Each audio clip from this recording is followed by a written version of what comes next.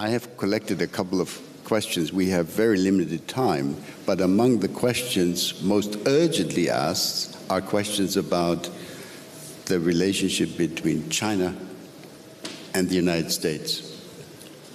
We have all recently witnessed what I may call, with your permission, the balloon crisis. My question is a very simple one. Are you going to, and is your delegation going to use the opportunity of this Munich Security Conference platform, which is actually an ideal platform for these types of purposes, to enter into a discussion with those present from the Joe Biden administration to return, hopefully, to a somewhat more normal level of discourse between Beijing and Washington, because, of course, you have some larger issues to discuss above and beyond the balloon crisis. But my impression has been that the balloon crisis has stood in the way of returning to a more normal discussion. Please.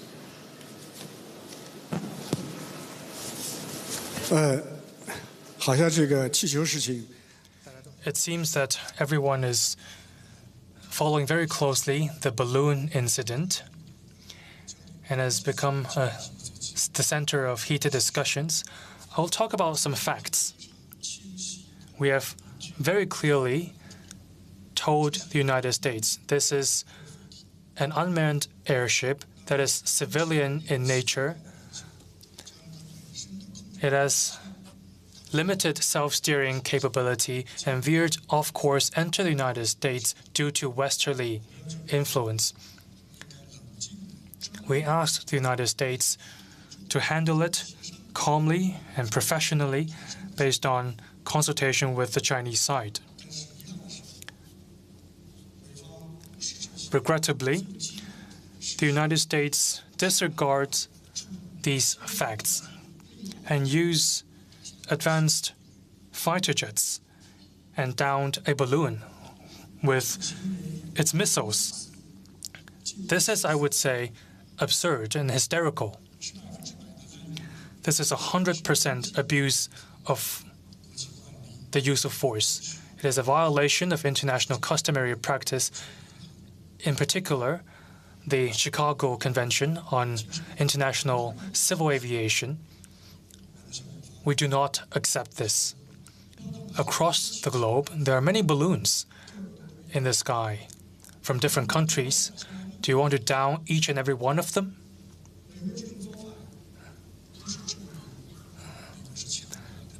It does not show America is strong. On the contrary, it shows the opposite.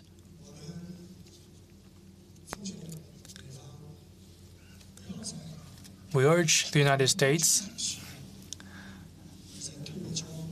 not to do such preposterous things simply to divert attention from its domestic problems. We also urge the United States to be more sincere, rectifying its wrong approach and undo the negative impact such measures have on China-US relations. Why such sensation? The basic context is misperception of the United States and a strategic miscalculation on the part of the US. China's position to the United States is clear and transparent. Mutual respect, peaceful coexistence, and win-win cooperation. These are the principles, the three principles on how we get along with the United States, how two major countries with different systems can get along with each other in the world. What response do we get? The response from the U.S. side is that the U.S. says China is a serious geopolitical challenge, a long-term competitor, and a threat to the United States. This, I would say, is a misguided China perception. With this perception, the United States is using all of its means to clamp down and smear China, and is co-opting other countries to do the same. China said or stated that it wants to compete with China. We are not afraid of competition, but we want fair and rules-based competition. The United States is not doing it. For instance, the CHIPS Act. This act is 100% protectionism, 100% selfishness, 100% unilateral action. It is in serious violation of the principle of free trade, the rules of WTO. This, by no means, is fair competition. It cannot be farther away from free competition.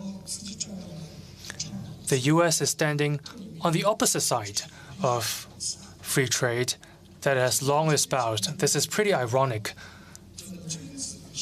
In ancient China, we Chinese often say that even if people loves benefits, they get it through fair means. Only people with selfish purposes will only get it with extortion. The United States has only been extorting benefits. We do hope that the U.S. side can view China's development objectively, impartially. Modernization of 1.4 billion people marks progress of humanity. I don't understand why the U.S. is stopping this process. We hope the U.S. side would take a pragmatic and proactive attitude toward China and work together with China to return our bilateral ties to a track of sound development. This not only meets the benefit of our two countries, but also of the international community. Thank you.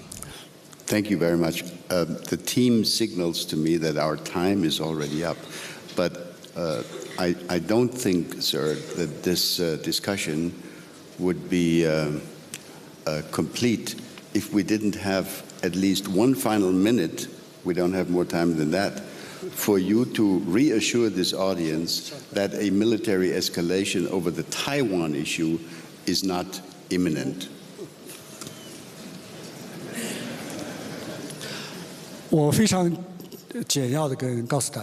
Briefly assure the audience that Taiwan is part of Chinese territory.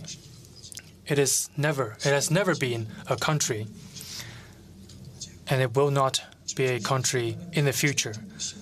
This is the status quo of the Taiwan question. It is not China who wants to change the status quo, but Taiwan separatist forces on the island. Taiwan independence forces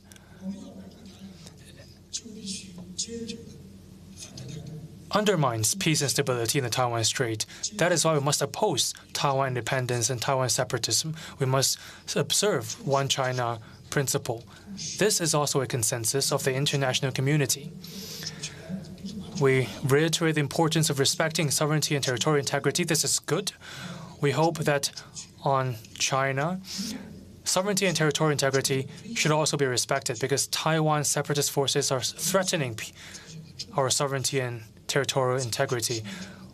We don't hope to see double standards on this issue of major significance. That is my answer. Thank you.